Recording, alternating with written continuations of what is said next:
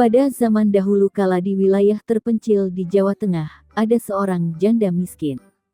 Ia memiliki anak laki-laki yang bentuknya mirip periuk untuk menanak nasi. Di Jawa Tengah, periuk yang digunakan untuk menanak nasi disebut kendil. Karena anak laki-laki itu mirip dengan kendil, maka ia dikenal dengan nama Joko Kendil. Walaupun anaknya seperti kendil, tapi sang ibu tidak merasa malu maupun menyesal. Sebaliknya, ia bahkan menyayangi dengan tulus. Saat masih kecil, Joko Kendil seperti anak-anak seusianya, ia seorang jenaka dan disenangi teman-temannya. Suatu hari ada pesta perkawinan di dekat desanya, diam-diam Joko Kendil menyelinap ke dapur. Seorang ibu memuji keindahan kendil yang dapat menjadi tempat kue dan buah-buahan. Ia tidak tahu bahwa kendil yang dimaksud adalah manusia. Setelah terisi penuh, kendil yang tidak lain Joko Kendil secara perlahan menggelinding keluar. Melihat kejadian itu, orang-orang yang melihat berteriak ajaib. Lantas, mereka berebutan untuk memiliki kendil ajaib itu. Joko Kendil semakin cepat menggelinding dan pulang ke rumah. Setibanya di rumah, Joko Kendil langsung menemui ibunya. Ibunya heran karena Joko Kendil membawa kue yang sangat banyak. Lalu, Joko Kendil menceritakan kejadian yang baru dialaminya. Semua kue yang dibawa pulang bukan hasil mencuri melainkan pemberian ibu-ibu dalam pesta perkawinan. Karena, kendil yang indah itu lebih tepat digunakan untuk menyimpan kue ketimbang untuk menanak nasi. Tahun demi tahun, Joko Kendil tumbuh semakin dewasa. Tapi, tubuhnya tidak berubah, ia tetap seperti kendil.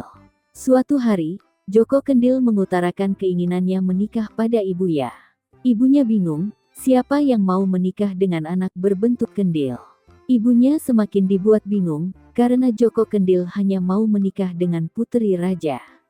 Ibu Joko Kendil menasehati anak laki-lakinya bahwa mereka orang miskin terlebih dengan bentuk tubuh kendil yang dimiliki Joko Kendil. Namun, Joko Kendil tetap mendesak untuk dilamarkan dengan puteri raja. Akhirnya pada hari yang ditentukan, Joko Kendil dan ibunya menghadap raja. Raja memiliki 3 orang puteri yang cantik jelita. Dengan hati-hati, ibu Joko Kendil menyampaikan maksudnya untuk melamar salah satu puteri raja. Raja sangat terkejut, tapi dengan bijaksana ia menanyakan jawaban kepada ketiga puterinya. Berbagai macam jawaban yang diberikan puterinya, yaitu Dewi Kantil, Dewi Mawar, dan Dewi Melati. Dewi Kantil menyatakan tidak sudi menikah dengan Joko Kendil sebagai anak desa yang miskin. Dengan nada sombong, Dewi Mawar mengatakan ingin menikah dengan putera mahkota yang tampan. Saat pandangan raja berpaling pada Dewi Melati, puteri raja ini meminta menerima lamaran Joko Kendil dengan sepenuh hati. Mendengar jawaban Dewi Melati yang mengagetkan, raja diam sejenak. Tapi, raja yang bijaksana memenuhi janjinya dan merestui permintaan Dewi Melati. Kabar ini lalu disampaikan pada ibu Joko Kendil. Akhirnya perkawinan Dewi Melati dan Joko Kendil berlangsung meriah. Mereka pun hidup bahagia. Namun kebahagiaan itu terganggu dengan ejekan dan cemooh kedua kakaknya. Semua ejekan itu diterima dengan penuh kesabaran oleh Dewi Melati. Suatu hari raja mengadakan lomba ketangkasan, namun Joko Kendil tidak terlihat dalam perlombaan itu karena sakit. Dewi Melati duduk sendirian. Sementara, penonton membahana melihat para pangeran dari berbagai negeri yang memperlihatkan keahliannya. Tiba-tiba, penonton terpesona oleh seorang pangeran tampan yang gagah perkasa memasuki arena. Ia memakai pakaian kerajaan gemerlap dan menunggang kuda yang gagah perkasa. Dewi Kantil dan Dewi Mawar langsung terpesona dan berusaha menarik perhatian kesatria. Dengan lirikan matanya ke arah Dewi Melati, keduanya tampak mengejek adiknya yang duduk sendirian. Karena tidak tahan ejekan kakaknya, Dewi Melati meninggalkan arena dan menuju kamarnya. Kemudian, ia menghancurkan kendil yang ada di kamarnya karena merasa ia selalu mendapat hinaan dengan adanya kendil tersebut.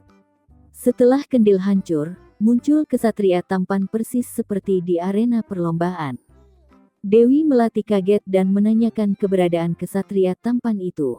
Ternyata kesatria tampan adalah Joko Kendil, yang tubuhnya berbentuk kendil atas kehendak dewa. Tubuhnya akan kembali seperti semula, jika ada puteri raja yang tulus bersedia menikahinya. Dewi Melati takjub mendengar cerita suaminya dan langsung memeluknya. Sementara, Dewi Kantil dan Dewi Mawar merasa malu dan iri atas keberuntungan adiknya. Buat kalian yang suka dengan channel ini, jangan lupa tekan tombol subscribe-nya, tekan tombol loncengnya supaya kalian tidak ketinggalan video terbaru dari channel ini. Sekian dulu video kali ini, jumpa lagi di video berikutnya.